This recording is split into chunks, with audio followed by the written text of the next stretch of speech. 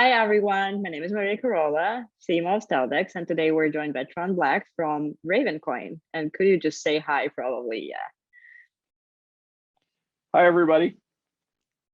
And today we're going to talk Ravencoin, as you might have guessed. And probably we're going to start with a little bit of introduction that Tron is going to make for himself. So what he does and his role in the project and everything that he finds relevant, really.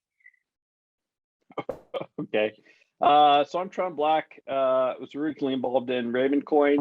I'm still involved as part of the Ravencoin Foundation. So that's an entity that's been created to help support the Ravencoin ecosystem. Yeah, I have a background in computer science, an MBA. I love the crypto space, the entire thing, all of it. I'm not a Ravencoin maximalist. I'm a cryptocurrency maximalist. Love the space. Okay, that's very cool. So you have been involved in crypto for like a while now, as far as I understand. Yeah, early 2013. Okay, that's very early. So how did you Yeah. get from the point of computer science first? So you started like coding something, Yeah. or is it the general idea that's kind of interesting for you? So could you just tell a little bit about your journey in general? Sure. The journey. So I'm a little bit older, so I've had multiple journeys. So I had the journey of like sort of the PC revolution, right? From kind of almost before the IBM PC. I was doing computers when I was a kid, like 13, and so I had the Atari, and there's fights between Atari and the Apple II, and which one was better, things like that. Sort of like the iOS versus Android today. So I kind of did the PC revolution. Programmed software when I was a kid, and even kind of helped write libraries for computer languages for like Turbo C, etc. And then sort of got swept up in the internet wave as well. So very, very early internet, kind of before Netscape made its debut, or made its public, before Netscape went public. And that's one of the things that kind of kicked off kind of the early internet for the public, right? It had been around since the 60s, but that was kind of when it became commercialized. So I wrote internet utilities, so stuff that searched the internet, but it searched the search engine. So it searched Yahoo and Lycos and that kind of thing. I think it was actually pre-Google, and so it combined the information from various search engines and brought those together, removed the duplicates, and presented you with a kind of a unified list. And then you could check off stuff you'd seen, and then you could run the same search tomorrow and then see the stuff that had changed across all the search engines.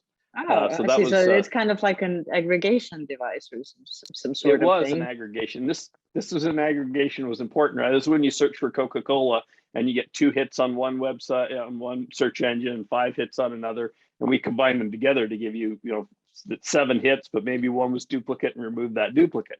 Now you search Coca-Cola, right? And it's like, here's the first 10 of 40 billion hits. And, you can scroll through them all if you'd like. I mean, it's a totally different world today than it was back then. So that was this internet utility tool. So somebody invested in that. It was called Squirrel, search and query URLs. And so we started a company called Blue Squirrel.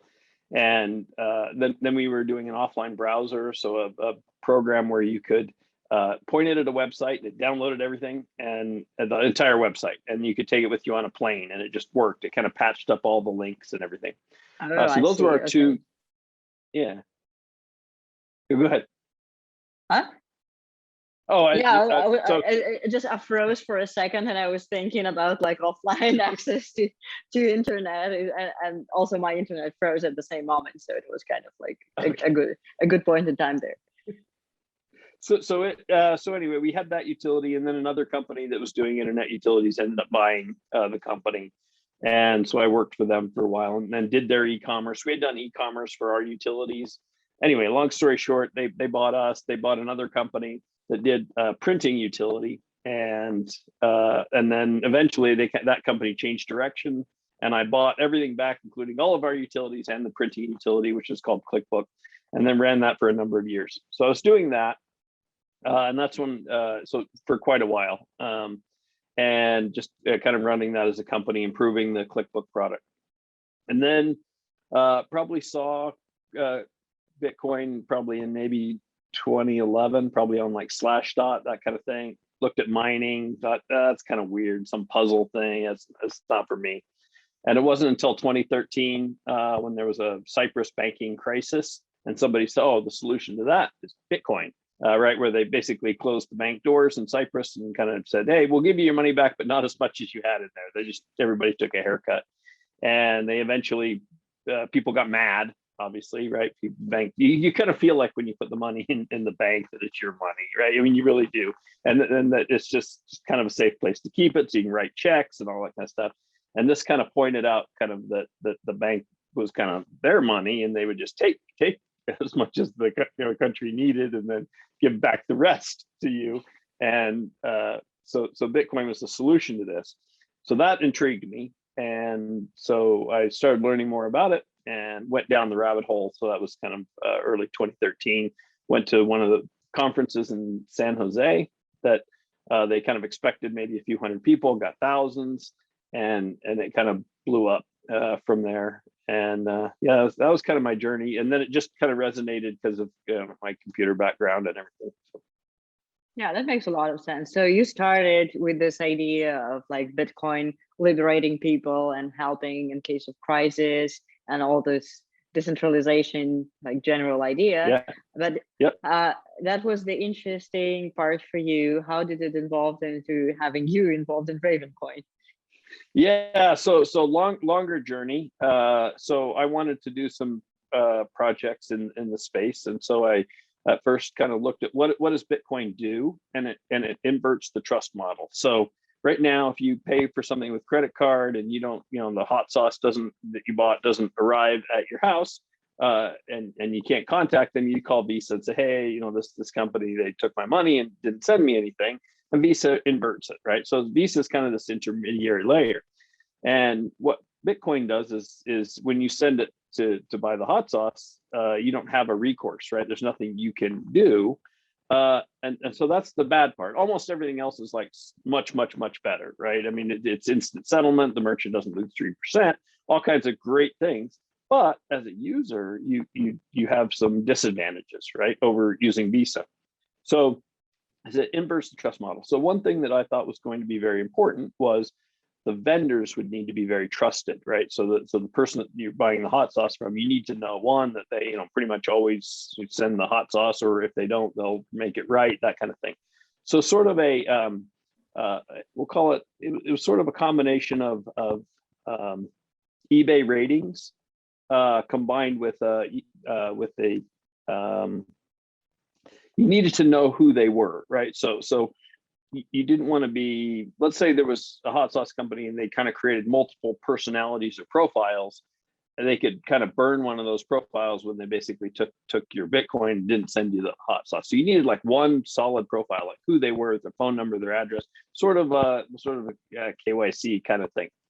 And so I kind of started this. It was verified wallet, and it would basically verify a vendor to say, this is who we are, and here's all of our ratings, meaning everybody had good ratings, and so you trust that you're going to get what you bought. And then that got conflated, unfortunately, somewhere in the middle. So I'm like small, I'm just barely starting this out. It got conflated with there was another group that kind of came out and said, "Hey, we need to know everything about everybody's transactions and this KYC stuff," and it got and I said, it's going to be hard for me, being small, to kind of rise above the noise and say, no, this is different. This is so that you can trust the vendor versus something where they're just trying to like connect an identity to every Bitcoin transaction, because that definitely wasn't the goal.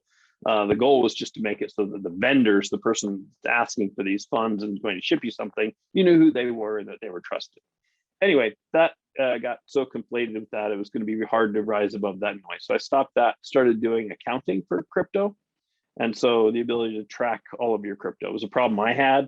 And so now that company would be competing with TaxBit and that kind of stuff. But I basically sold that company to someone else and went to work for, I went to a conference. And this is, I'm getting to the Ravencoin thing, I promise. Oh, that's fine. That's an interesting story here. That's all right. So I went to a conference in Amsterdam, and Patrick Byrne, the CEO of Overstock, was speaking, and he did his talk, and then during the Q&A, he said, "Hey, I would like to create a parallel crypto equity with Overstock, with OSTK, because it's a public company." And that sounded super interesting to me. And I said, I think Overstock's in Utah. That's where I live. I look it up because I'd heard of Overstock. Everybody had. I looked it up, and sure enough, it's like 10 minutes away. I'm like, that sounds interesting. So it took me a little while, but eventually I worked for Overstock and a division of Overstock, first called T0, which is currently doing trading equities, tokenized equities. But then eventually for Medici Ventures, which is a venture firm arm, wholly owned subsidiary within Overstock, then invested in a whole bunch of crypto companies. So I worked with them. I helped launch the parallel crypto equity, the OSTKO, that currently trades today, a digital stock, basically. I helped create that, and then helped some of the other companies like Vincent. They tokenize wine, so wine that's not quite ready to drink yet because it's in the barrels aging, and then those tokens could be redeemed for bottles of wine once it's ready and bottled. So I helped them, and so this is all within Medici Ventures. And then I got the opportunity. Patrick was helping out Bruce Fenton, who had this idea for a project that would take Bitcoin source code and then add the ability to create your own token on top of it. Things like that had been done before, but it's kind of two pieces. So one that had like, okay, here's here's Bitcoin, and here's kind of this layer on top.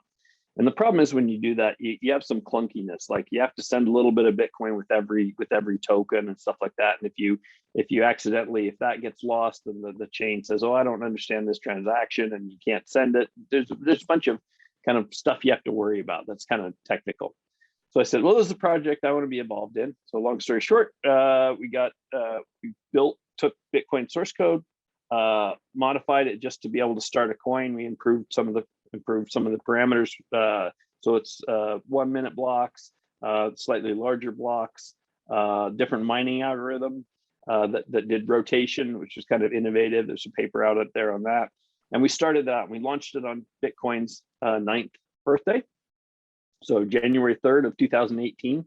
It has a Genesis block from the same publication that Bitcoin got their Genesis block. And it talks about Bitcoin in the Genesis block. So that day that we launched had an article from the same publication that we were able to talk about Bitcoin and put that in just to say that it was a fair launch. We told everybody through Bruce's Twitter and through a bunch of different channels that it was launched for mining, and we launched it. So it was a fair launch. We didn't take any money. We never asked for any money. It basically just started mining into existence on January 3rd, 2018. And it's been running for about 3 3/4 years. And about 11 months into that, we added the ability to create your own token. And so token names have to be unique. You can create as many as you want, from 1 to 21 billion. You can attach whatever files or data you want to it, and then you have a token. And it's yours, and you own all of them. And what it's worth is kind of up to you. They're like, you think of it like poker chips, right? Poker chip's not really worth anything because it's clay, but a black one of a certain type that is worth a lot in a casino, right? So, but it's whatever you think it's worth, but whatever you like. It could be an hour's worth of your time, for example, or a share of a company, a fraction of art, or a bottle of wine, or whatever the tokenization, whatever you've associated it, connect.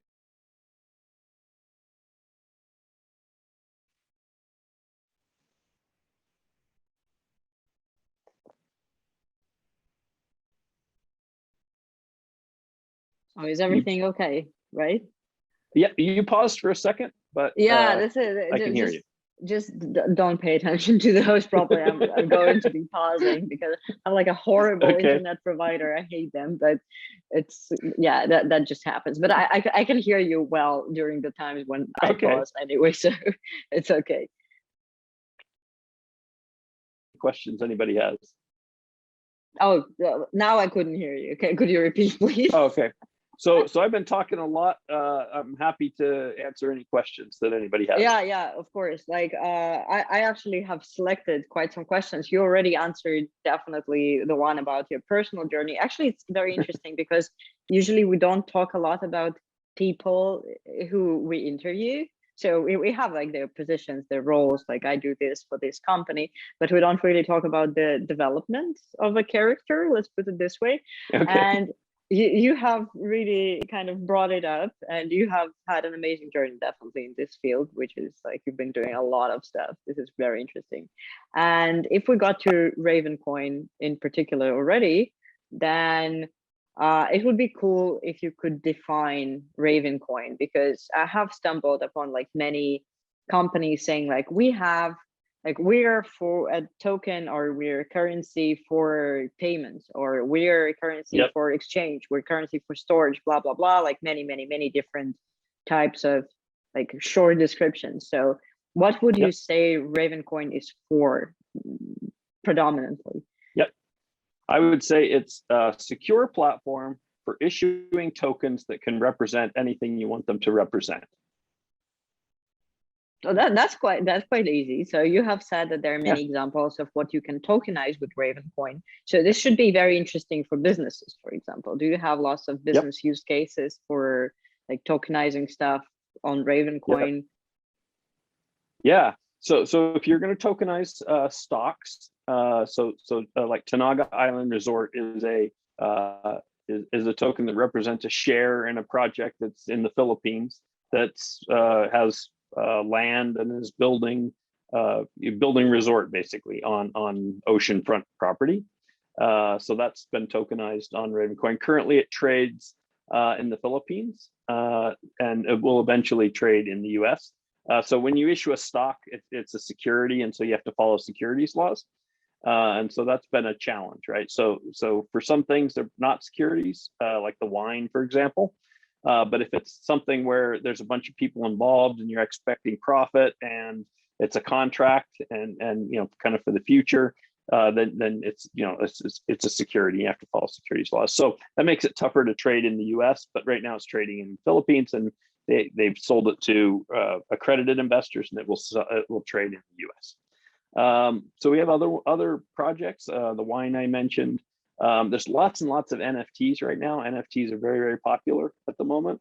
And so there's entire sites and artists and websites that are being sprung up for helping to tokenize NFTs, for selling NFTs, so like an OpenSea type thing, ravenbay.com. There's a site called raventrader.net that lets you do atomic swap, so you can trade your NFTs for Raven, and it just happens kind of like right on the chain, so nobody has to send money to anywhere. It just happens, together. Atomic swap. People have tokenized art, so fractionalized art, and then so whole art is mostly like an NFT. Fractionalized art is like artwork where you chop it up into pieces and people can own part of artwork. So that's there's people have done certificates of authenticity, so tokens that represent basically issued by the artist that are expected to travel with the art piece or the collectible to show that it's authentic. So you can think of it replacing the piece of paper that has maybe a hologram on it, hard to duplicate, certain papers or stamping colors or whatever that it's just hard to duplicate, with a token that's impossible to duplicate. So certificates of authenticity is one of the use cases. You can do tickets, you can do gaming items, there's card games, lots of stuff. Yeah, actually, I was going to ask about like NFTs, because even we had, just for everyone who have not been following the news and will be watching this interview later, we had Tron over for AMA before, like, I don't know, a couple of weeks before, probably, on StealthEX. And many people are interested in having Ravencoin and NFTs together, because as you have mentioned, NFTs are such a big thing right now. And it seems like it will remain a big thing for a while. And it's cool that you have merged all these two things, so like Ravencoin and NFTs, and you can actually have them, trade them, do like OpenSea sort of thing, but on Ravencoin. Is there a lot of demand for this right now, for NFTs and Ravencoin in general? There is. One, it has several advantages over some of the other platforms for NFTs, because you get a unique name, guaranteed unique, meaning that name for that NFTs. The platform itself guarantees that it's unique. And also, it's kind of built into the protocol to be able to or you can attach a full folder full of files to your token. And that's really what the NFTs ended up being, even on other platforms where they're just doing it with a smart contract, is basically associating these digital files with the token. And we just had it built in. We called them unique assets, and we built them 3.5 years ago. We built the platform. And so, yeah, it's just worked out really good. And it's also brought in really interesting people. I mean, just very, very creative,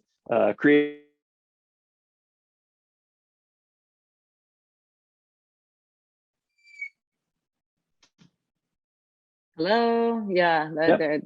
there seems to be an issue here. That's all right. I'm probably gonna fix the internet soon. Sorry for that. Yeah, like continuing with the NFT topic. So you have launched the unique, this like unique tokens. Yep. 2.5 years ago, you have said. So you have kind of Yeah. predicted the hype. It was a little bit before when it became popular. So what was the? I definitely didn't predict NFTs or the hype or what was coming at all. So unique assets were intended to be more like a certificate of authenticity or something like associated with, let's say, like a small airplane and they have a tail number, or a car which has a VIN number. Something that was serialized and guaranteed unique would have typically a serial number, and you could kind of associate your token with that serialized one-of-a-kind item. We did kind of later on kind of look into the collectibles thing, where you have like 1 of 100, because you can make an NFT 1 of 100, 2 of 100, 3 of 100. That token is guaranteed unique and can be associated with that limited edition collectible. And we saw that a little bit earlier, but definitely not to the degree that NFTs have happened. Yeah, but it was good timing though. Like it was just right before it. It's perfect. All this. It's perfect. We have the perfect platform for it, and also the fees and stuff for moving these things around is well under a penny. So you're not moving an NFT, and having it costs dollars or tens or $50, depending on the load on some of these platforms. It can get really expensive to transfer stuff around. No, actually, good question about the costs, because what if I happen to be an artist? I'm not, but like just imagine that I would love to be one, and I would like to issue my, I don't know, paintings or music pieces or whatever in NFT form on Ravencoin. So how much would it actually cost me to make tokens? Yep, that's an excellent question. So we have 2 different things. We have root tokens, and then you make NFTs off of the root token. So the root token, you'd want to get, so you can work with an existing platform and just put, if you just have one NFT, then it costs 5 Raven. And so someone else will kind of help you for just a little bit, right around that cost to create it, but under their root token. So that's one option. But if you're an artist and you have a collection, and you want to build a brand for yourself, right, then you would want to get a root token, right? Your artist name or your studio's name, something like that. So that's 500 Raven, which right now is about $50. So could go up, just kind of depending on the price of Raven, but about $50. So now you have a root token, and then every name, for example. And so the advantage to putting your token under the studio name is it's guaranteed as being issued by you, by your studio, so you're building kind of, you are the provenance of it. You're the origin. And so that has a big advantage. So not only does it have to be a unique name, so it's your studio name, hashtag, and then whatever your art piece is. Oh, I and see, so you could have multiple art pieces, and any token in Ravencoin that has a hashtag in the middle is guaranteed unique, meaning there can only be one of that name. And then since it's issued under a root token, you're also guaranteed it came from the owner of that original root token.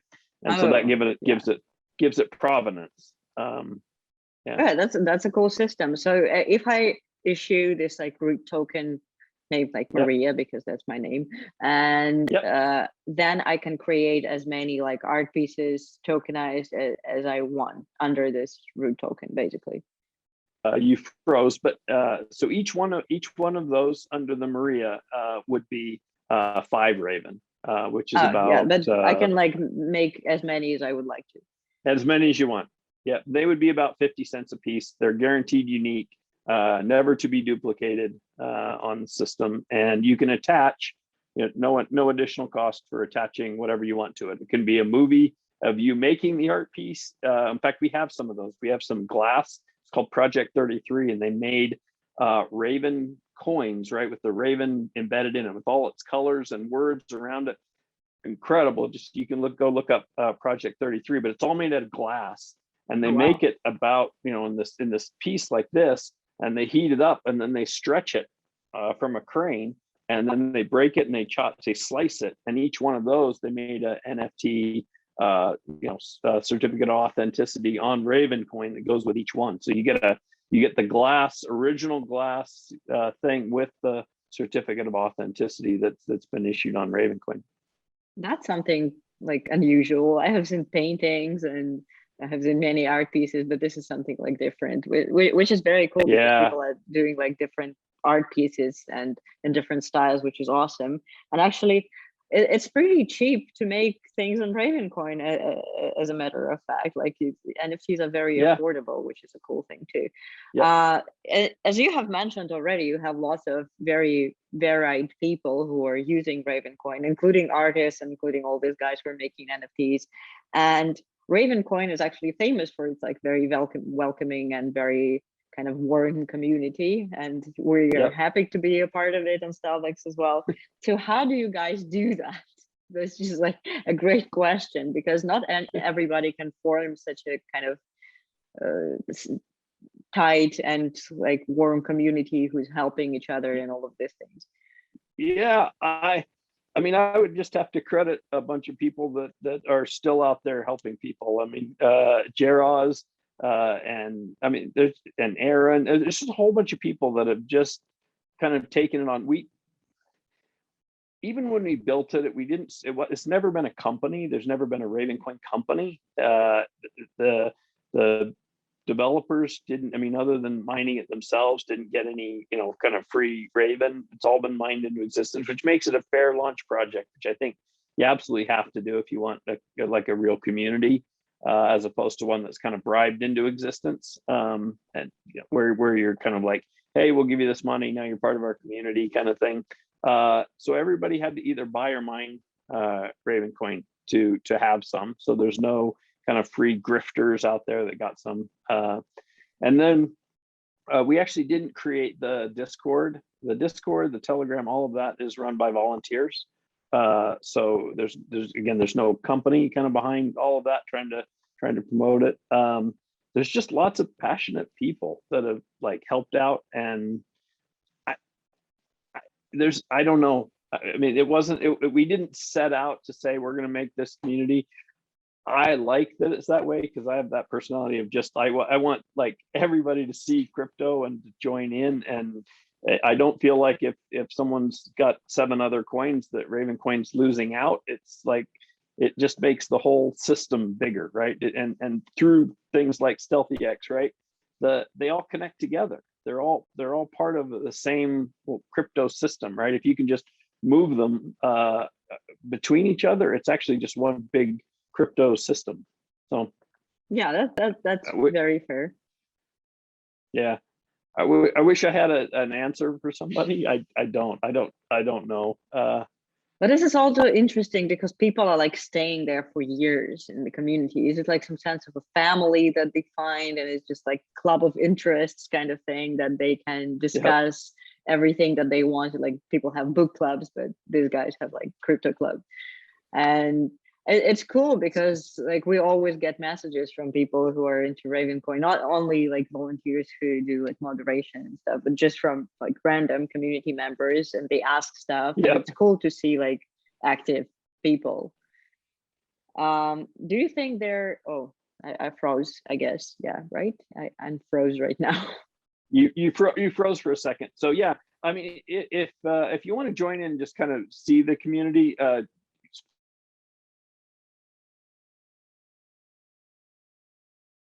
follow Aaron Day. just follow at Ravencoin, and then other people kind of show up in that. You can follow me at Tron Black. There's just like, but it's really active on Twitter. It's really active on Reddit. I mean, it's active in these other places. I can't keep up. I mean, I can't even come close to reading all of the stuff that's being generated and talked about and stuff. So I hit some of the dev stuff, some of the Twitter stuff, and then peek in at the Telegram and Discord periodically. So you still find time to do things like that, to catch up, to have some interviews, some AMAs, which is cool too. Yeah. Yeah, no, I really appreciate it. That's the other thing. We don't have a marketing budget. So things like this are super valuable to Ravencoin because there's no marketing department. So we kind of need other people to kind of like talk about it and but so you actually guys do like very good job with spreading the news, so the community just picks it up and it's like all over Twitter or Reddit the same day. Exactly. So it's a we, not a there's no company. Yeah. Yep. And how does it feel like working in this decentralized environment? It's more like lifestyle, not like work, probably, because this is too big to call work. Yes. So I love it. I work from home. I can work from other places. I was down in Austin at a conference, and as long as they have internet, I can be a part of it. So I love the decentralized nature of it. Yeah. Does it impact your decision making, for example? So if you have decentralized community and there is no authority to say like, okay, today we do this and tomorrow we do that, do you need to kind of have this consensus of people like going the same direction and not going all over? So how do you do that, Ravencoin? I don't even try. So the fact that it's going all over is its strength, not a weakness. I don't try to route or coordinate that at all. It's like people doing their own projects that kind of focus around Ravencoin. The only place that it needs to be genuinely protected and everybody marching in the same direction is the consensus code, which is a portion of the code in the core. That has to be protected and everybody has to follow those same rules. Outside of that core of like, oh, we all agree that, a block is mined and you get 5,000 Raven. We all agree that, that it costs this much to transfer Raven. Those rules, those consensus rules, which mostly came from Bitcoin and then were extended to support assets. Those rules have to be identical and protected and work the same for everybody. Everything else is up to other people to join in and participate and use it for free and join the network and build stuff on top of it. Everything else is go for it. Well, this is cool. Actually, this is the first time that I hear this answer, because usually it's about like consensus in some form, not only about this core, like how we work and the blocks and the reward and so on, but generally like there's voting, there are all these things. And in here is just like do whatever you want, which is kind of free spirited and cool. Yep. Did you have some problems with it? Did it happen that people like fought over something or yes, like, disagreed? Yep. We have had a few problems. I would say not very many, but we had a couple. One was that we had an early Discord channel that was kind of a main channel. It was kind of growing, and then it just got blown away, shut down. Somebody got upset and said, that's it, and disappeared. And, if it had been a company or if it had been managed, whatever, then, we or Ravencoin or a company would be running that Discord server. And that obviously wouldn't happen. It would have been one individual mad and they leave, as opposed to the person that was running the Discord. So things like that early on, there's some of those. There are people that sometimes, cause discord, no pun intended. But for the most part, the community absorbs that. I prefer, and this has only happened a little bit, but I really don't like censorship. I'm just very anti-censorship. I've seen where it causes problems both in kind of politics and also in some of the crypto projects and things like that. So I want people to be able to discuss whatever and let the merits of their argument kind of clash, and then people can see the merits, right? The merits or the weaknesses of each person's argument. And so there's been a few times where people have been censored. And so sometimes I'll just step in and just ask why, because I don't like that idea where, and they're running the Discord, it's their Discord, right? So I have no control over whether they censor them or not. But I just want to know why, right? Why were they censored? And in every case that I've checked so far, it was abuse and not just the wrong argument, right? They start getting abusive and swearing, calling names, and not a rational argument that someone just doesn't disagree with. So if it's just arguments that no people don't agree, I say keep hashing it out, work out the So yeah, okay, that those makes have been sense. When it's not like logical, but if it's just a fight, basically. Yeah, well, and it ends up being like, sort of, if it's name calling and things like that, right? If it's just their argument, great, but just flat out name calling or abuse and swearing and causing, and just talking over everybody, just abusive, non-social behavior kind of thing. But it doesn't happen very often. Oh, that's good to hear. You have said that you're anti-censorship, which is very cool, obviously. And what do you, it's evening, just I'm not okay. What do you think about the kind of regulations on cryptocurrency and the laws and how it's supposed to work on the governmental level? So when the governments actually dictate what to do. Yeah. So I think we live in a financial surveillance state. We for whatever reason, however we got here, I mean, part of it was 9/11, but it was actually happening prior to that. So in the fear of 9/11, there was some rules change. It's like, oh, we can't let anybody use money for stuff that we don't like, right? So money became, to some degree, weaponized. So the U.S. has kind of weaponized money, and I think this is very dangerous. And so I'm not for that. The regulations that come out, I kind of understand the fact that if you're going to put your cryptocurrency in an entity that is holding your keys, I do want them to be around, right? Or to have some sort of like, if, they take your keys and they just take it. And I've had money in ones where the person just like, I guess, walked off, right? Just and they just took it. And so I don't like that.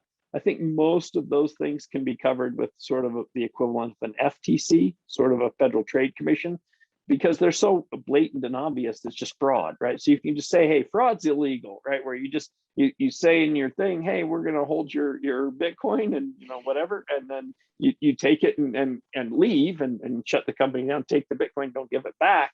That's just fraud, right? It's obvious from its face. It's not it's just that should be purely illegal. As far as some other things that they're not really necessarily related specifically to crypto, but I think we have some laws in the US, specifically the SEC laws, that I think have genuinely increased the Gini coefficient. The Gini coefficient is the delta between the, kind of the lowest and the highest, right? So you hear this in well, you see it, right? You see this is the stuff that's happening in Portland, or right, the rich versus the poor and that kind of thing. That's the Gini coefficient, right? And it leads to revolutions potentially, right? Where you have this delta so high between like I can't work and survive, and somebody else who's like I'm in my castle, right? I mean, it's just too different. And I think the SEC largely caused that. I think by basically saying you can't invest, and meaning an individual, in most projects unless you are already wealthy, right? So how do you get to that? Well, it's a lot tougher if you can't invest in potentially risky and but rewarding projects. And risk reward are two kind of like they're kind of yin and yang, right? So it's more risk, more reward. And we have these rules like literally written into the law that says someone who's offering stock to you or share in a company can offer it only to a few people. So sort of friends and family, that's okay, like up to 35 people or something like that. But as soon as they start offering that to a larger group of people, those people have to be accredited. And accredited means you have $1 million net worth, or you make 200,000 if you're single, or 300,000 if you're married. Pretty high bar. Definitely a high bar for somebody in Iowa who, just a lower cost of living. Maybe not quite as big a hurdle for somebody who's in New York or something like that, but still a fairly high bar. And I think that's caused some problems. And I think we're that's where we are. And I think they're starting to fix them, but Congress told them to fix it in 2012. And we're about 9 years later, and the Jobs Act and stuff, they finally got to it in 2015, and they've loosened the rules for Reg CF, which is another exemption, which lets you raise up to, I think, 5 million, but from anybody, but it has to go through a broker dealer. There's some of these some of these exemptions they're fixing and making looser, making better, which is great. The other thing they did, which is fantastic, and maybe people don't know about this, and should, that bar where you have to be accredited and you have to have $1 million net worth, you can now take a test. I believe it's the Series 62 test. It's not easy. It's a bunch of books and a bunch of tests. You have to go and do the testing center and get it. But now you don't have to be wealthy. You just have to study a little bit. And I think that's fantastic. That was really, really exciting when that came out. So you can pass the test and kind of prove that you're ready to invest without actually like being at this pay level. Am I getting it correctly? Right. Oh, that's okay. Exactly right. That's pretty cool. And that's new. I think that activated like late last year, I believe. So yeah, I believe that some people might find it very useful in this video, actually. Yep. So I think if they said, because they always said, well, you have to be a sophisticated investor, right? And so that was the goal. But the sophisticated investor, the test for that was, oh, you already have a whole bunch of money. And so it was like, well, wait a minute. And so by putting this test in, and I think there's several tests, some of them are harder to get than others. I think the Series 7, but then you have to be sponsored by a broker dealer and stuff like that. But the Series 62, I think, is a doable test. I think it's more like an sort of you learn the stuff that an investment advisor would learn. So probably, stocks and options and, all the different things, risk reward and things like that. So I think it's fantastic that exists now. So I think that's going to help a bunch.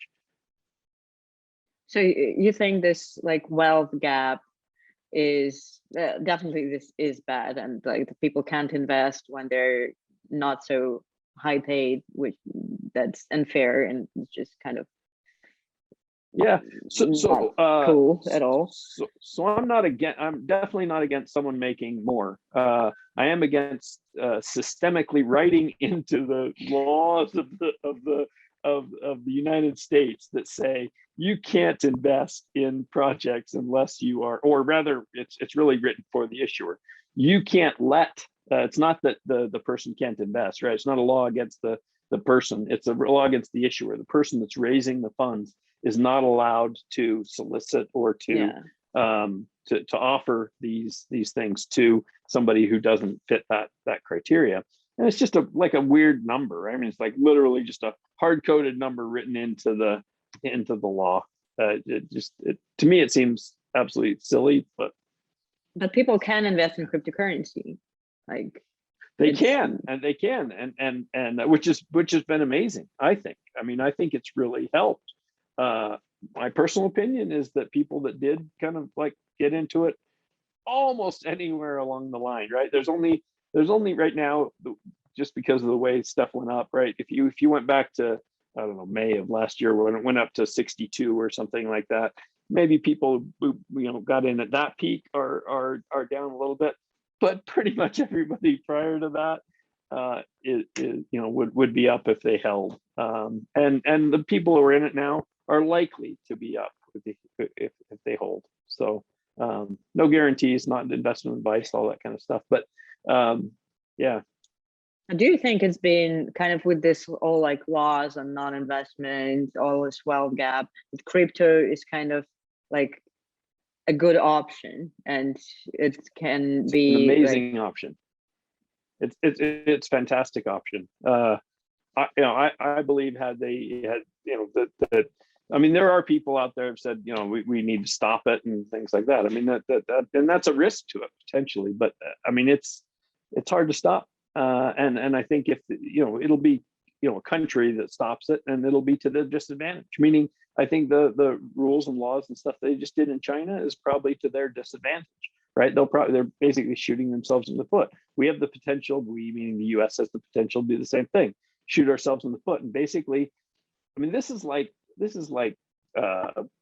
Blockbuster and Netflix, right? It's like, oh, it's like, do you keep the old, you have to rewind this tape, or do you press a button and it streams to you? I mean, it's like we're a digital society. That's where everything's going. It's now talking about it in the context of like the metaverse, and right, everything is just like this digital thing, and crypto is digital value, not just money, right? It's not just Bitcoin. It's not just digital store of value. It's digital everything. It's the NFTs. It's the ability to move value, meaning associated value that's tied to fractions of art, fractions of companies, bottles of wine, tokenized things that you get in the future, all kinds of stuff, all moving like email. And so it's changed. I mean, the world changed, right, on January 3rd, 2009. And it's just, the world's like starting to realize it now. It's a different world. I think it's fantastic. Yeah, actually, like today I was on Twitter and I saw a tweet from somebody. I don't exactly remember who, so I cannot really tell thanks to this person, but it was saying that like everything is digital, with crypto being like digital money, and we have digital art now, and there are digital cities, and you think about it and it's completely crazy that we're now in this kind of digitalized everything world. And literally every day when you live, you do something digitalized. You work from home, you pay with like Bitcoin, or even cars, like they're digital too anyway. And it's really amazing. And talking about crypto as a payment, as a like digital currency, and what people can invest in, probably you can tell more about the US perspective. What do you think is still lacking for like all the people just streamlining into crypto investments? So does it need to be more like education or something like that? So I think it's being slowed down by the US, US, we'll call it Western countries, basically saying we need to know the financial surveillance system, right? Like if I could just basically, I should be able to take my debit card and just buy Bitcoin. But anywhere I go that kind of does that, they're like, oh, okay, what's your name? What's your birthday? What's your social security number? Please scan the front and back of your passport or your driver's license. You're just like, oh my gosh, and you have to do this at a bank too. But typically a bank, you may have one, right? You go in, you do it once, when you hit 20 or something, and then you kind of forget about it. With all these sites, because it's decentralized, there's hundreds or thousands of these sites, all collecting your driver's license and stuff. I think it's a mistake. I think there's a pretty good chance that information is going to get leaked all over. It's going to kind of hurt U.S. citizens eventually, right? As the government can't keep track of its data. Big Home Depot and whatever can't keep track of its data. By keep track, I mean can't hold it securely and safely. It's been hacked, right, and distributed. Our ratings agencies like Experian, they've been hacked with information going out. It's dangerous. It's dangerous because we're being forced to give this information, this PII information, personal identifiable information, to everybody, and it's part of this surveillance system, and it's dangerous. It's risky, and I fault the government for forcing us to give it out everywhere. But that's also what's slowing it down.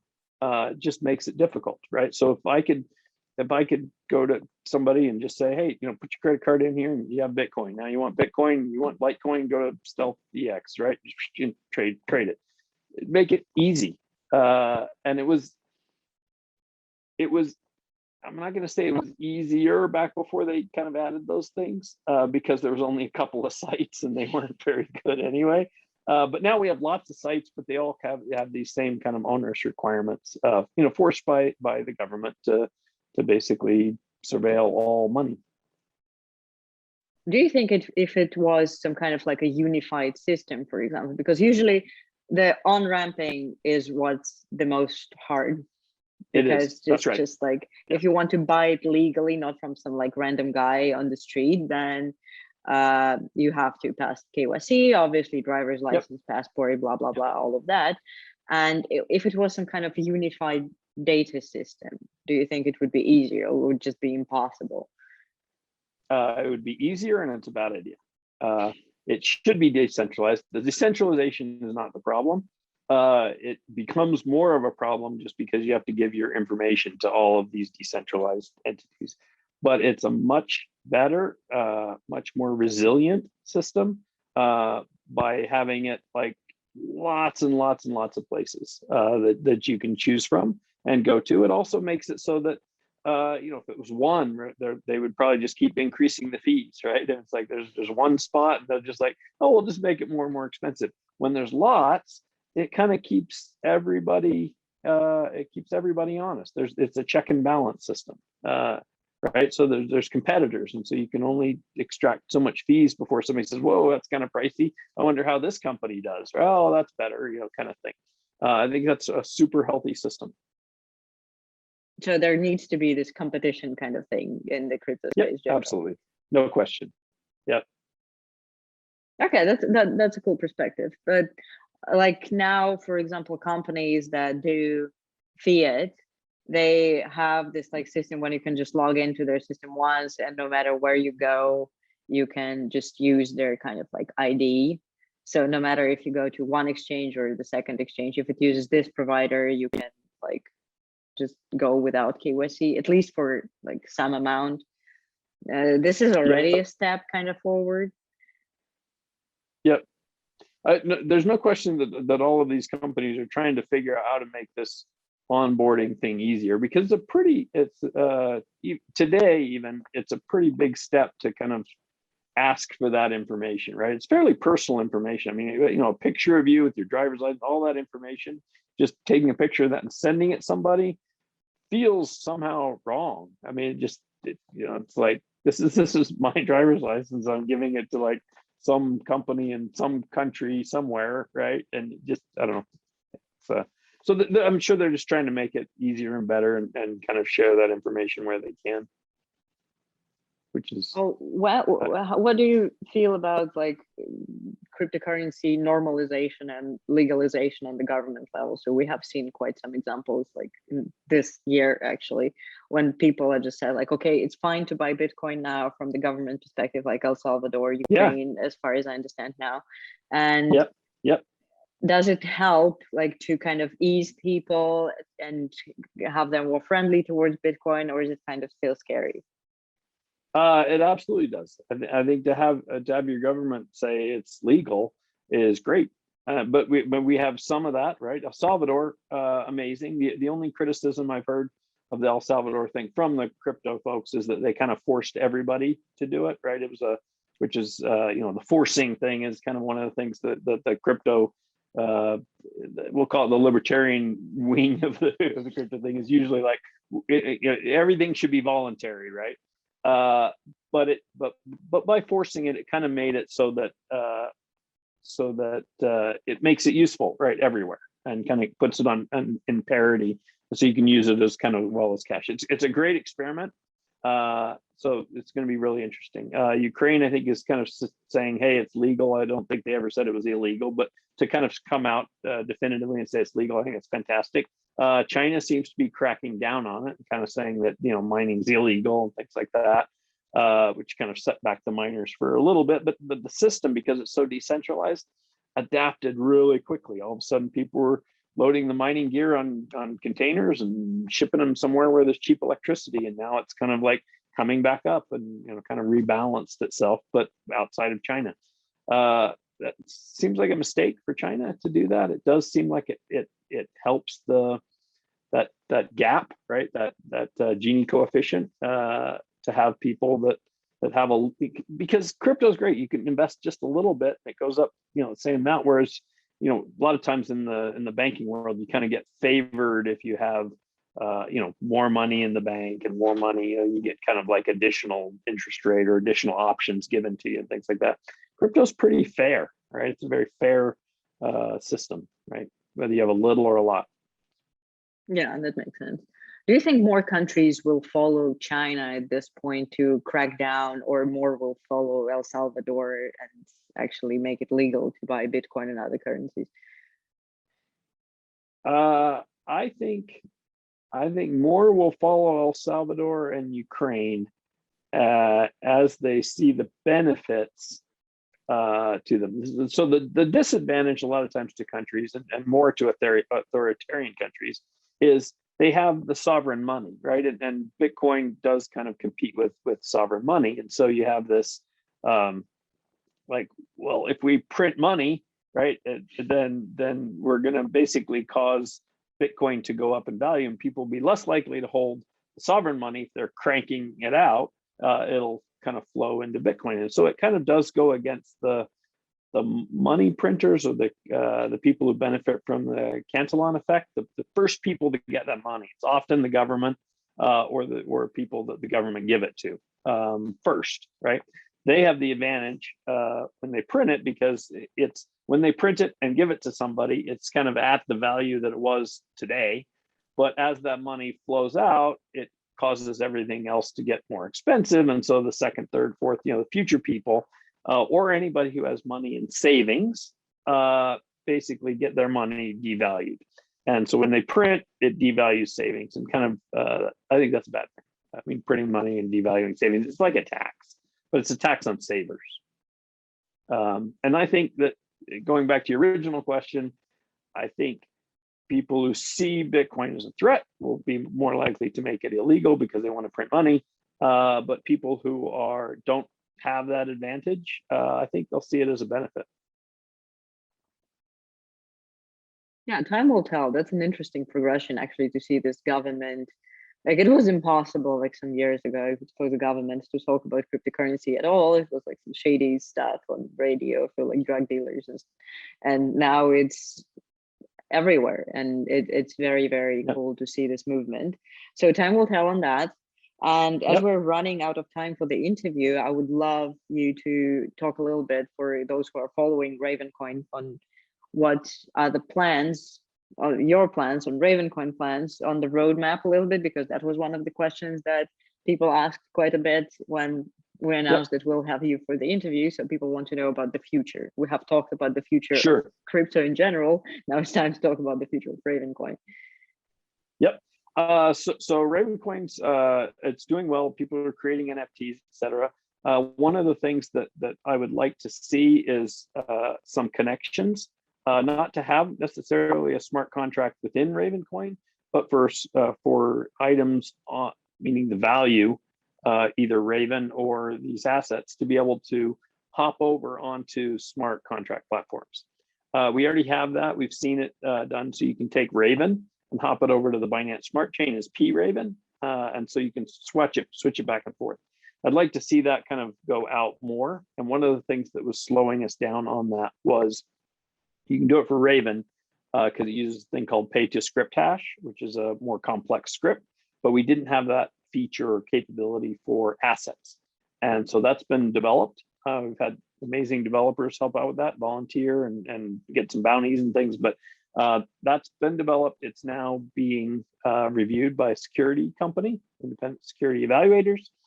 And what we want to do is make sure that secure, doesn't mess up anything on our security layer, make sure it still works the way it's supposed to, and didn't add any security holes. And then that will allow assets that you create to hop over to other chains. And so it can potentially, easiest way to create an asset is on Ravencoin. And then Ravencoin can kind of sit in the center and then move those assets out over onto other platforms where you could then potentially borrow, lend, etc. Some of the smart contract type features, the DeFi features that are popular in smart contracts. So it's kind of like interoperability, all this like cross-chain movement. Yes, correct. Yes, it adds to the cross-chain thing. Right now we can do it with Raven itself, RVN, the base token, but we can't do it as easily with the assets yet. So cool. It seems to be generally like quite an interesting movement, because everybody seems to be quite into that. So have like their assets on multiple chains, and for them all to kind of be connected with bridges and have them back and forth. Okay, that would be great to see Raven do the same thing. Yeah, that's very awesome. I agree. Yep. So it's coming. So that'll be one of the upgrades that's kind of on the. And then at the same time, while that was being developed, there's other UI improvements to different things on the thing. We've also got another wallet in development that's a little bit faster and easier for iOS and Android, but it's not being developed by the Ravencoin Foundation. It's being developed by a third party, so that one's going to be interesting when that comes out. So I think it'll make it much easier to create assets and to help hold them and not have to wait for the wallet to sync. Okay, that's cool. Like, we can come back to this discussion when all of this goes live and we can discuss new things in Ravencoin. And I believe that we're out of time. And could you tell like some last words to everybody who will be watching this interview like a couple days later when it's edited? Sure. First, thanks to the Ravencoin community for just being awesome and just being out there and participating. If you want to get Raven, you can go to ravencoin.foundation. It's got a big monster footer at the bottom, but there's a buy, and so the places you can buy it are there. You can also go to ravencoin.org, another website. It has a similar buy link. Thanks to StealthEX for doing this interview, and I appreciate it.